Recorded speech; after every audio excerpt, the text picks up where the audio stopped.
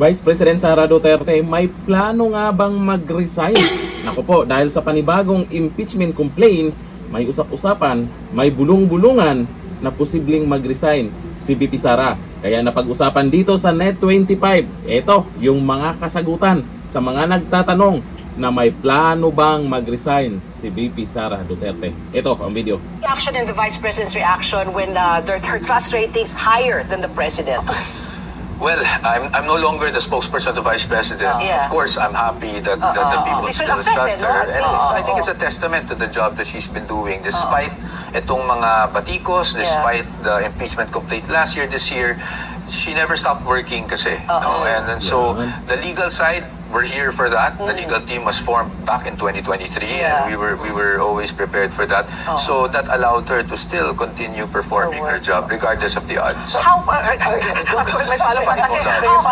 hands-on is she dito sa inyong legal team, di ba? I mean, how often do you meet? How often do you strategize? How much of her time is devoted to listening to your arguments? To paano? Well, kami sa legal team, kami mismo, yung legal team lang mismo, we meet regularly, no? Almost weekly, if not twice a week pa nga. And then, of course, we have our Zoom calls and whatnot. With the Vice President naman, we communicate almost every day. But in terms of, does she waste so much time just talking to the lawyers? Lawyer din naman siya, so mas madali yung interaction namin. And I think the reason why she chose her legal team is she trusts that this is the team that can actually deliver for her. So, there's that trust. So, hindi naman niya kailangang maya't maya, tatanungin kami kung may ginagawa ba kami o hindi. So, attorney, safe to say na wala pong resignation na mangyari because ito mula kay Estrada, Gutierrez, Corona, Bautista, at ngayon kay VP Sara nga po na filean po ng impeachment sa ating kasaysayan, si Corona lang po yung fully impeached, di ba? Lahat po nag-resign before magkaroon ng impeachment. So, it's safe to say there's no talks of resignation from VP Sara. Tuloy-tuloy ang laban. Again, I cannot speak for the Vice President, pero masasabi ko for myself, wala kami na pag-uusapan na ganyan. Ayos. Ibig sabihin yan, walang planong mag-resign siya. Kasi kung mag-resign si VP Sara, mag-party-party ang mga buhaya. Posibleng mag-resign yan si VP Sara sa isang dahilan. Kung maging presidente na siya. Malay mo kung hindi na kaya ni Dunyor. Malay nyo, makikinig si Dunyor sa sigaw ng karamihan dyan.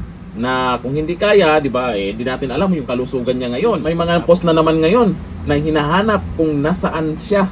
Sa bagay, baka nagpapagaling pa. Oo, kasi ang sabi, di ba, mayroon naman daw mga private meeting, tuloy naman daw sa trabaho, okay naman daw siya. Tapos yung impeachment sa Kamara, impeachment complaint kay PBBM sa Kamara, wala na.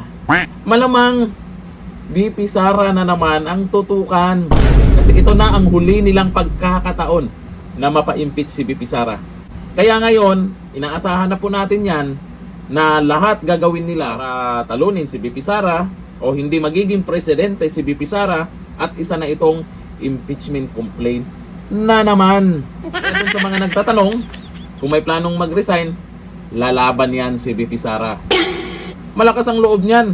Bakit? Kakampi niya ang taong bayan. Ayon dito sa mga nag-comment, sabi ni Rose Mags, huwag ka mag-resign, Ma'am VP Sara.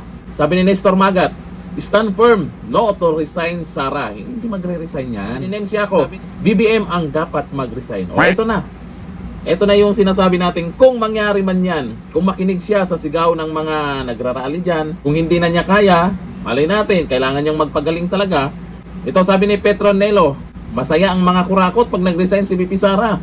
Huwag niyo po ibigay yung kaligayahan nila. Madam, grabe, no?